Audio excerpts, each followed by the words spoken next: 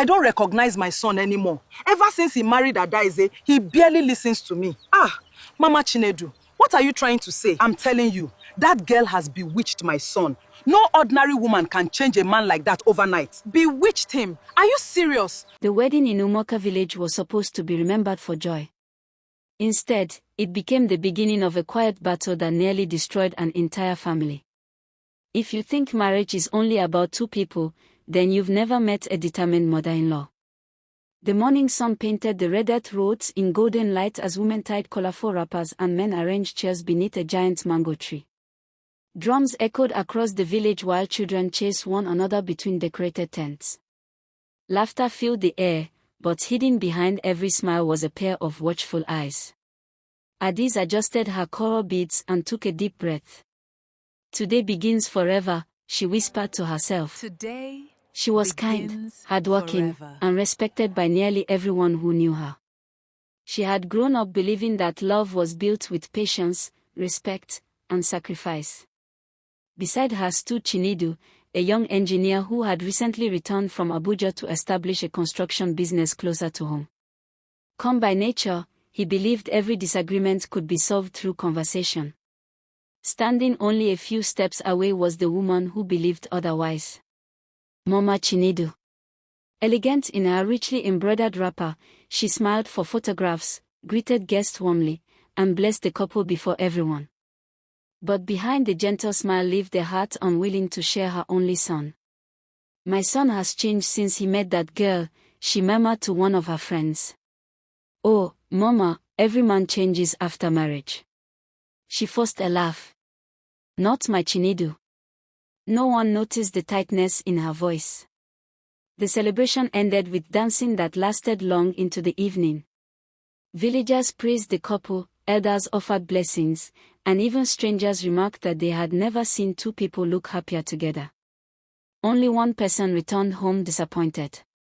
That night, Mama Chinedu sat alone on her veranda. She stared at an old family photograph. For 28 years, she whispered, he belonged to me. She convinced herself she wasn't jealous. She was protecting her son. Or so she believed. Weeks passed peacefully. Adiz woke before sunrise each morning, swept the compound, prepared breakfast, and still found time to support Chinedu's growing business. Their laughter became a familiar sound in the neighborhood. The happiness irritated Mama Chinedu more than she expected. Whenever she visited, she found something to criticize. The soup has too much pepper. A proper wife doesn't sleep this late. Why is the sitting room arranged like this? At first Adiz smiled politely. Thank you, Mama. I'll improve. Her humility only made the criticism stronger. One afternoon, Mama Chinedu arrived unexpectedly carrying a basket of vegetables. She entered the kitchen without greeting anyone.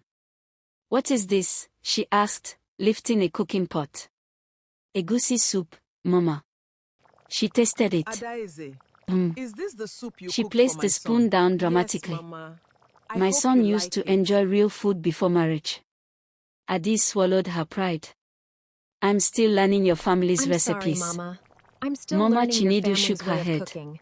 I'll You do should better have next learned time. before becoming someone's wife. Chinedu entered just in time to hear the final sentence. Mama, he said gently, the food is delicious. She smiled immediately. If you say so. The conversation ended, but the wound remained. That evening, Adiz sat quietly outside. Did I do something wrong? She asked. Chinedu held her hand. No. Mama simply needs time. How much time? He had no answer. Months rolled by. Mama Chinedu began calling her son several times each day. Have you eaten? Where are you? Who cooked today? Sometimes she asked him to visit immediately, even when there was no emergency. Whenever Adiz suggested they spend time together as husband and wife, another phone call interrupted. One Saturday, they planned a short trip to Calabar. Just as they packed their bags, Chinedu's phone rang. My blood pressure is high, Mama Chinedu said weakly. You must come now. They rushed to her house. She was sitting comfortably outside, chatting with neighbors. Oh, she smiled. I feel much better now that you've arrived. Adiz exchanged a silent glance with her husband. The trip was cancelled. Again. The pattern continued. Birthdays. Anniversaries. Weekend outings. Family dinners. Every special moment somehow became Mama Chinedu's emergency. The tension slowly entered their marriage. One evening Chinedu returned home exhausted after settling another unnecessary family dispute. Adiz remained unusually quiet. What is it? She hesitated. I feel like I'm competing with your mother. His face fell. Please don't say that. I'm not asking you to abandon her. I know. I just want our marriage to have room to breathe. He nodded slowly. I'll talk to her. The conversation with his mother went badly. So now your wife controls you? No, Mama. You've changed. I've simply become a husband. She folded her arms. I carried you for 9 months. I raised you alone after your father died. And now she comes and takes you away. He sighed. No one is taking me away. But Mama Chinedu had already stopped listening. The following week she visited relatives across the village.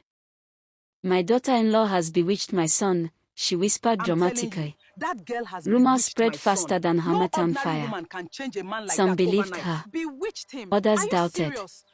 Adiz soon noticed strange looks wherever she walked. The gossip hurt more than the insults.